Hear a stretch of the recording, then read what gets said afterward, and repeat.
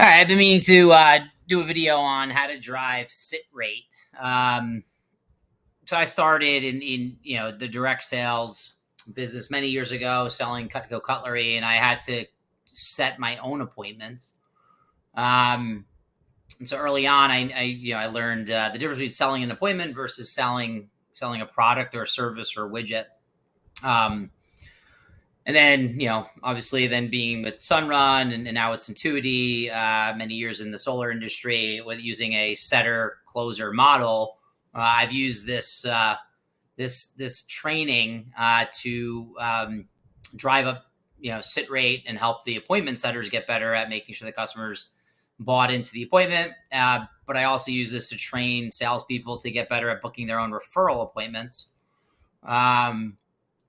Making sure that the customer is sold first on the sit before necessarily being sold on solar. And so this is a slide I put together a while ago. I wanted to share it with y'all. So basically, there's two stacks. There's a cost stack and there's a benefit stack. And there's three potential outcomes when we book an appointment, either or when we attempt to book an appointment, I should say. Either no appointment gets created or there's a cancellation, no show. So we get set in the middle scenario, but it cancels or the customer cancels or the customer's not there when we get there. And then the far right is obviously what we're looking for, which is a sit, clearly. And so the general idea is that benefit needs to be greater than cost, which would equal perceived value in the consultation or the sit, the appointment. And that's what leads to a stickiness and the customer following through on the appointment. The general idea in life, people can obviously follow through on appointments if they perceive it as valuable enough, if they want to do it. I always, whenever I lead groups, training groups, I ask people, I go, why is it that we keep certain appointments and certain ones we don't? For instance, why would we, go to the Super Bowl if we had tickets? Or better yet, the way I roll it out, I say, hey, if you had Super Bowl tickets, would you ever wake up in the morning and say, or the next day and say, I totally forgot to go to the Super Bowl yesterday? Or if you had your daughter's wedding, would you ever just say, honey, I'm just not going to go? Like you remember it, but you don't perceive it as valuable. And the answer is, well, no, of course you wouldn't. And so those things are really important. So the idea is how do you have the customer perceive your appointment, whatever the appointment is that you're, for a product or service? How do you get it as close as possible to that of the Super Bowl or their daughter's wedding? It'll never be, obviously that important to them, but how do you go out of your way to get it at least somewhat close to those things? And so anyway, using this comparison of cost versus benefit, what you see here is that the cost is constant, it's fixed, and in this case, it's time.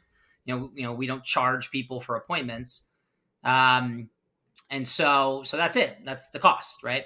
And then what's variable would be these benefit blocks. And so if I knock on the door and I introduce myself and I'm pitching, whatever, and I'm now pitching solar. My objective is to pile benefit blocks on top of the next, on top of the next, on top of the next, so that the benefit stack far outweighs the cost stack, right? So again, the far left, I do a half-assed job. I only promote, one benefit block having to do, why the appointment would be important, in which case the customer's like not interested, go kick rocks. Middle scenario, I stack the benefit blocks. Now, here's why this would lead to a cancellation or no-show, because the idea is there's what's called folding memory.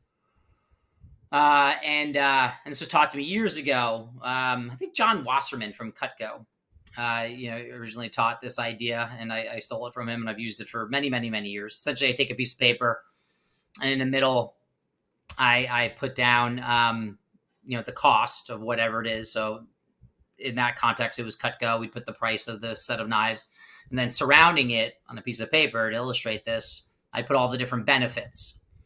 And then I would show the group, I go, if one day goes by or even a few hours, I would then fold a piece of the paper. Some of the benefits I'd fold behind and I'd say, okay, day goes by, 2 days go by, 3 days go by, and so on.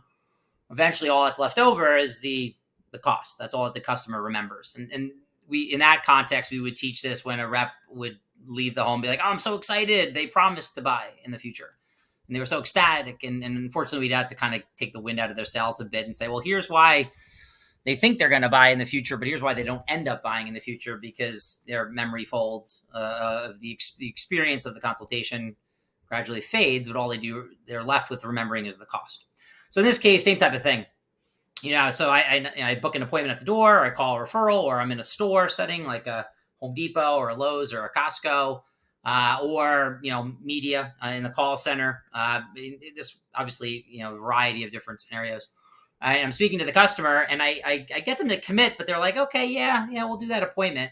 The second the phone call's over or the conversation's over, one of these benefit blocks falls off the stack, and when that happens, it then shifts it to the far left. In which case, it's as if I didn't book the appointment at all.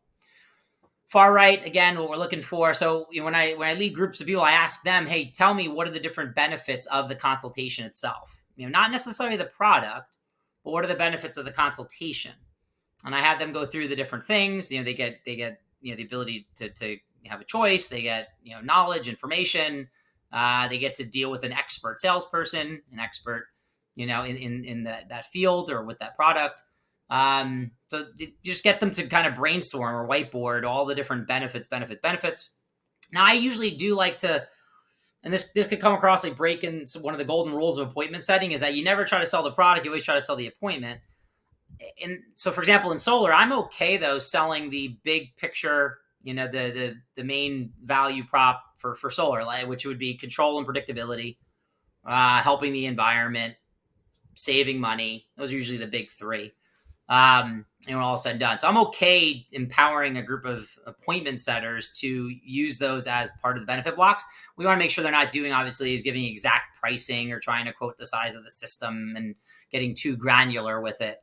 Because then the customer just kind of extrapolates the rest of the information, says, you know what, I'm not interested, I've heard enough.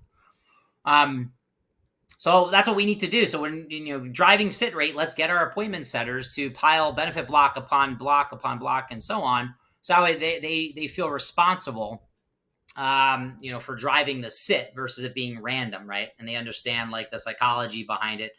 Speed to appointment's really critical. Customers need to look forward to it. This goes back to the whole Foley memory thing. Now, if you guys are using an appointment closer model, there's different philosophies. What I've done at Sunrun for many years, or what Sunrun's done, we're okay with handing the appointment and handing the customer over as quickly as possible to the salesperson, versus using a confirmation process in a call center and then a dispatcher.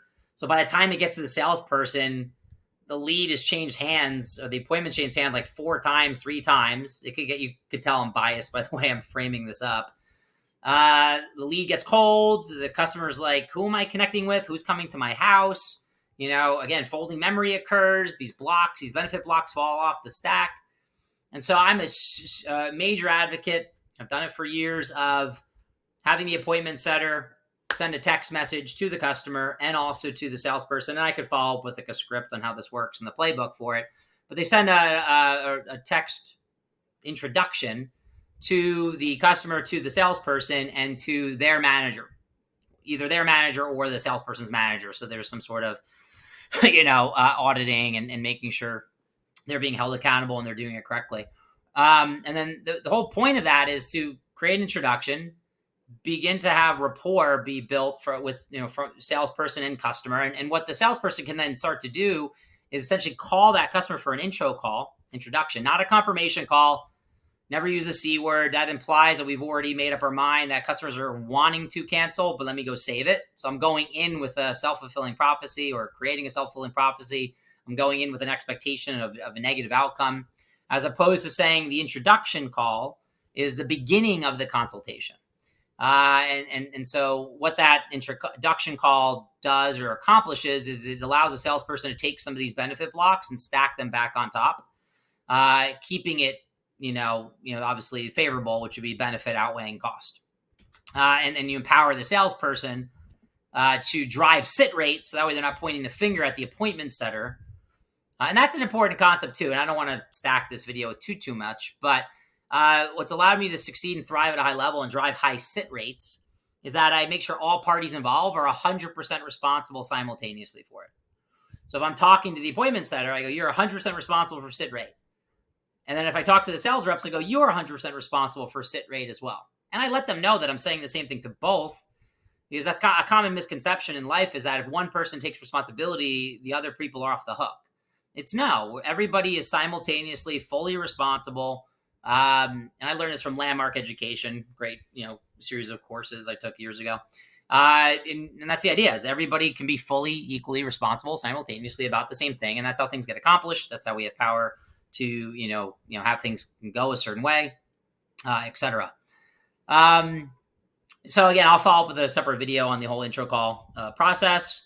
Side note is give your people 1 or 2 liners. Like, if they are doing the appointment setting again in the store setting or over the phone or at the doors, make sure they know, okay, you do these 4 or 5 things, you're going to really firm up that appointment and you're going to really set it up for a sit, and you're really going to go ahead and influence the sit itself.